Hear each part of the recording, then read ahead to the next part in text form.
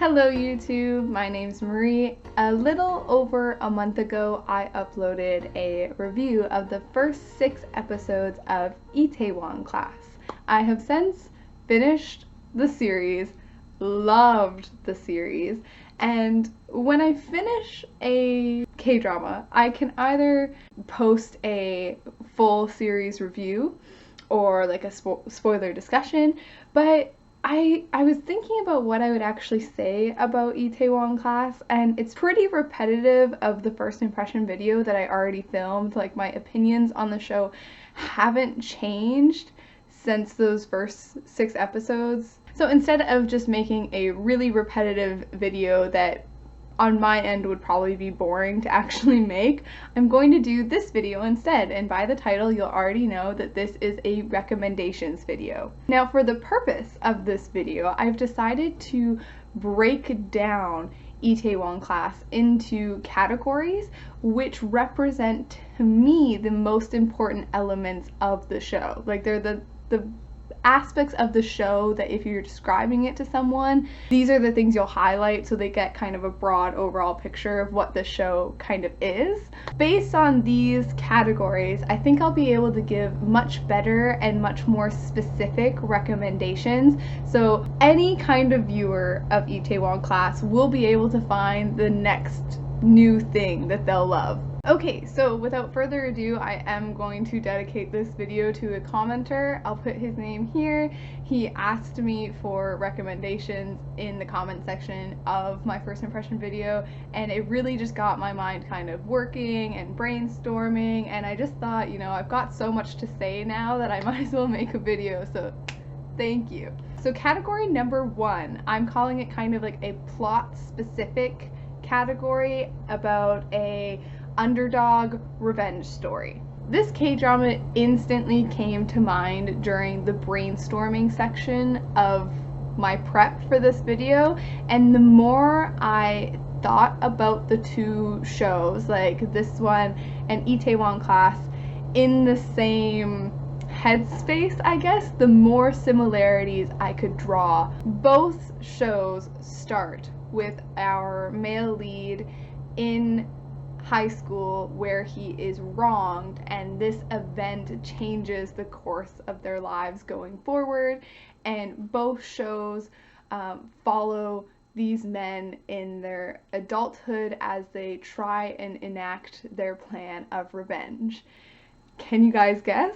That's right, it is My Strange Hero. So despite a lot of the show's similarities between My Strange Hero and Itaewon Class, you know, they both have that initial premise. They both have some really wonderfully morally gray characters. They both have a great villain.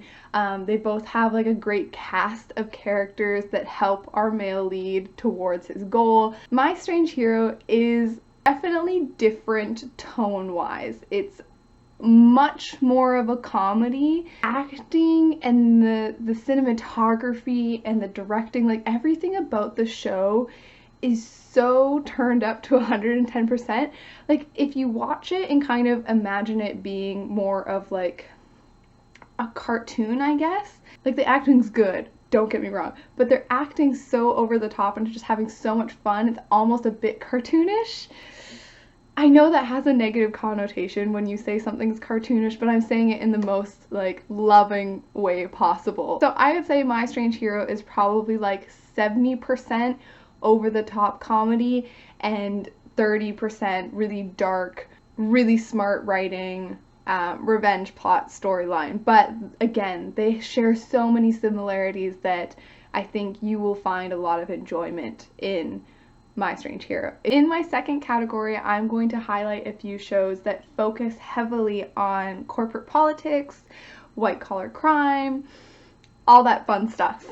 The first recommendation is Sky Castle, and I'm gonna briefly touch on Sky Castle because even though it was hugely successful and lots of people loved it, I remember seeing so many videos and articles saying how Sky Castle is the best K-drama ever and blah blah blah.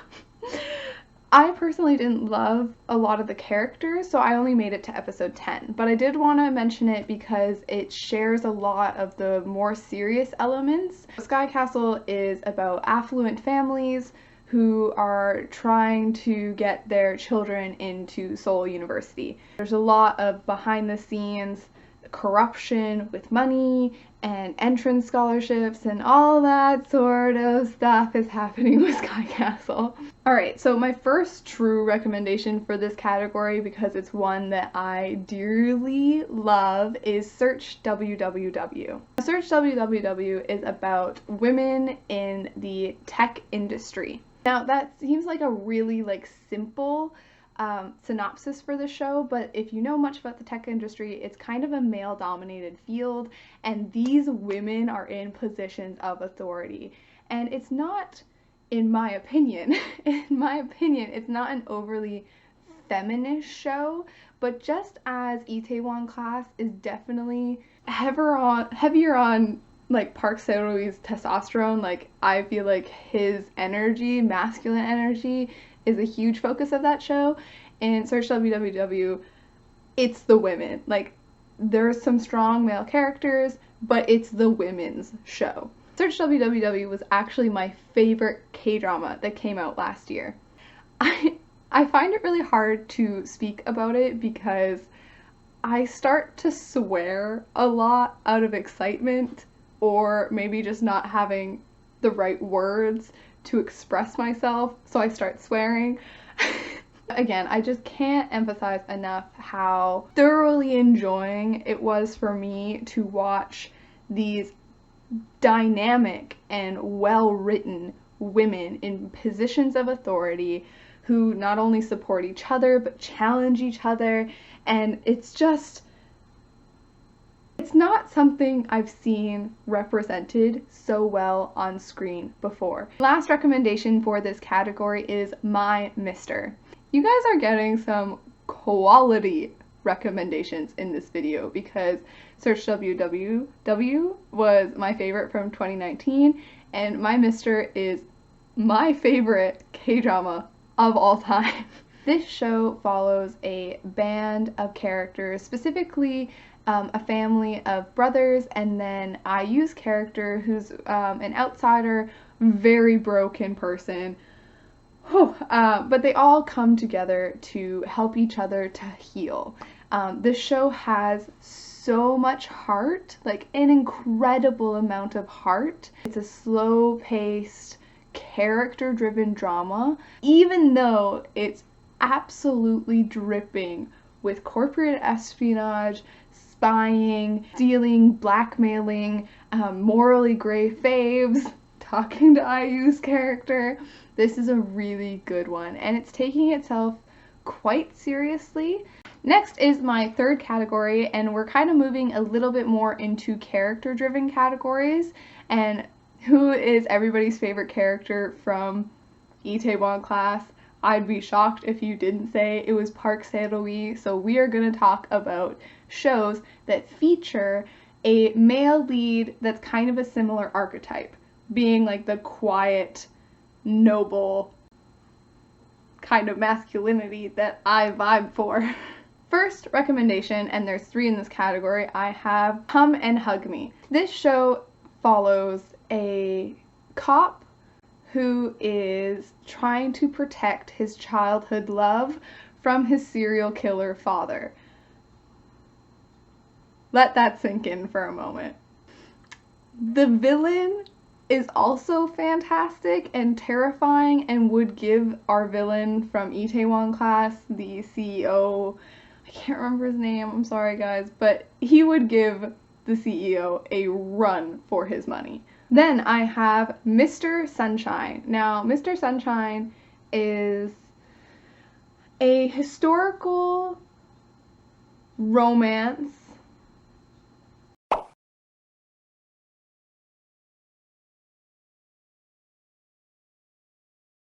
and I really love this character, the male lead. I think his name is Eugene, or at least that's his English name, because again, he's the right kind of energy that matches so perfectly with Park Saeroyi's character. He's quiet, very thoughtful, but still incredibly masculine and protective and just an overall badass.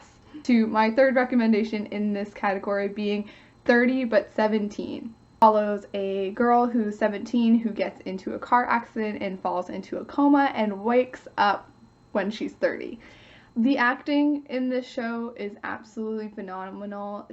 It's starring one of my favorite Korean actresses. She just does such a good job with this role. A lot of her mannerisms are very reminiscent of a teenage girl, and she's so lovable. She's a legitimate teenager, or mental age of a teenager, stuck in a woman's body. I was a bit concerned that the romance would be kind of icky. Like, I really don't like that sort of power imbalances. He's just incredibly sweet and caring and loving, a little bit more quiet and a little bit more introspective, definitely an introvert, and he's just this wonderful, peaceful male energy that is just very refreshing and a perfect match for her. Okay, next category, we've done Park Saeroyi, now we're moving on to our female lead. And I'm looking for shows that have her type of female lead archetype, and it was actually really difficult. Like, I had a really hard time thinking up shows for this category, even though I think it's a really important element of Itaewon Class. I was able to think of 3. Only one has another female lead like this lead. The other 2 are male leads that remind me of her. So the first one is Angel's Last Mission Love. It is about an angel whose last mission before he gains his wings and can go back to heaven is to find a prima ballerina love. The only problem is this prima ballerina is not a well-adjusted human being. After her accident, she is blind from a stage accident, and she's also like a super self-centered rich girl. So that's what I was looking for with this category, because again, I was having a hard time. I was just looking for your non-conventional female lead personalities, and someone who's like got a strong personality, who's a little bit abrasive, and that is definitely our female lead in Angel's Last Mission Love. Next 2 are, like I said, male lead characters. The first one being The Liar and His Lover, primarily focuses on the entertainment industry, and it's done quite well. I really enjoyed all of the behind the scenes elements about the entertainment industry and idols and bands and the music process. Like, I thought that was done really well with this show. But the reason why I bring it up, like bring this male lead up, is because he is definitely not a perfect person. He will lie and manipulate and blackmail and just like puppet master everybody to try and get what he wants from people. Come to think about it, that's actually really similar to the male lead in Cheese in the Trap. Lastly is Failing in Love, a mini-series. There's only about 10 episodes, I think, and they're quite short, and it has to do with high schoolers and kind of their first romantic experiences, and I believe it's the second male lead in this series is actually called the psychopath by his friends. So as you can imagine, he's cold, he's distant, he's got a lot of antisocial personality traits. Again, very similar to our female lead from Itaewon Class. Last category, we have found family aspects. I'm talking specifically about all of the side characters in Itaewon Class, all of the employees of DamBam. I thought they added such a wonderful warmth to the show and a wonderful new layer, even though I wish we kind of got a little bit more from them in Itaewon Class. We're just taking that element and we're running with it, and my first recommendation is The Best Hit. This is a comedy. It has to do with people in their 20s who are struggling to achieve their creative or academic dreams.